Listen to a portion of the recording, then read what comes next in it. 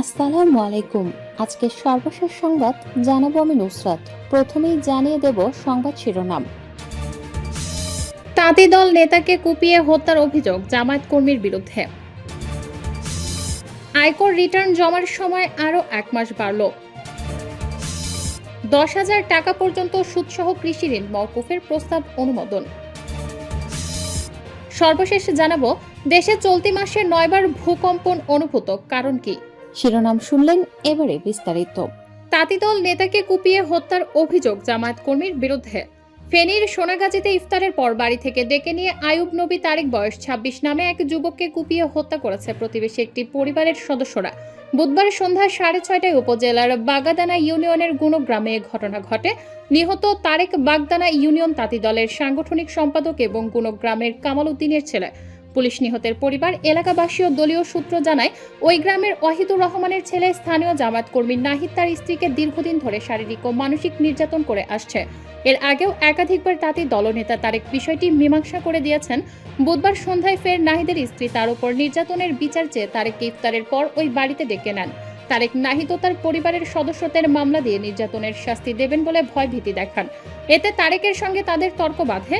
এ সময় জামায়াত কর্মী নাহিদ, তার ভাই আবু সাইদ, শরীফ, পিতা ওয়াহিদুর রহমান এবং মা নুরনাহার মিলে তারেককে ধারালো ছুরি দিয়ে উপর্যুপরি কুপিয়ে এবং লাঠি দিয়ে পিটিয়ে হত্যা করেন। আয়কর রিটার্ন জমার সময় আরও 1 মাস বাড়ল। ফের আয়কর রিটার্ন জমা দেওয়ার সময় বাড়ালো জাতীয় রাজস্ব বোর্ড। 2025-26 অর্থ বছরের আয়কর রিটার্ন দাখিলের সময় আরও 1 মাস বাড়ানো হয়েছে। বৃহস্পতিবার জাতীয় রাজস্ব বোর্ডের দ্বিতীয় সচিব মোহাম্মদ একরামুল হক স্বাক্ষরিত এক বিজ্ঞপ্তিতে এ তথ্য জানানো হয়েছে। ফলে করদাতারা জরিমানা ছাড়া আগামী 31 মার্চ পর্যন্ত রিটার্ন দিতে পারবেন।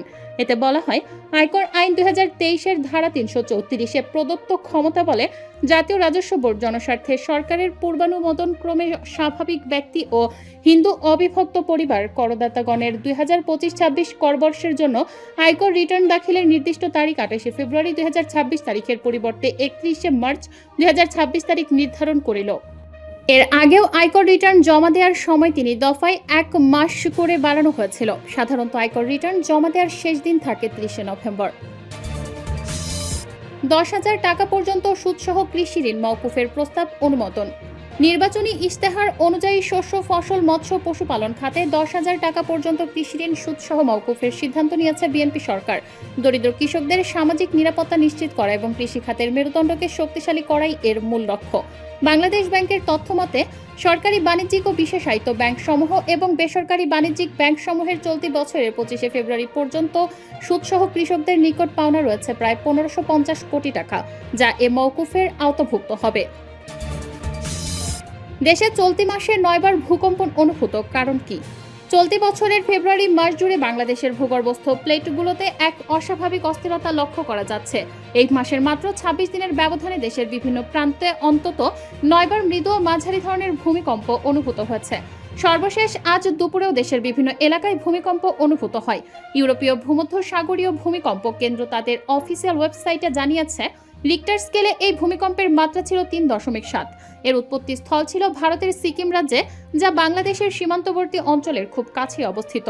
এর আগে বুধবার রাতেও 1 দফা মাঝারি মাত্রার ভূমিকম্প অনুভূত হয়েছিল, যার মাত্রা ছিল 5.1। এর উৎপত্তি স্থল ছিল মিয়ানমারের সাংঘাই অঞ্চলের মনিওয়া শহর থেকে প্রায় 112 কিলোমিটার উত্তর পশ্চিমে এবং মাওলাইক শহর থেকে প্রায় 75 কিলোমিটার দক্ষিণ পূর্বে। যদিও এখন পর্যন্ত এসব ভূকম্পনে বড় ধরনের কোনো ক্ষয়ক্ষতির খবর পাওয়া যায়নি, তবে বারবার এই কম্পন জনমনে চরম আতঙ্ক সৃষ্টি করেছে।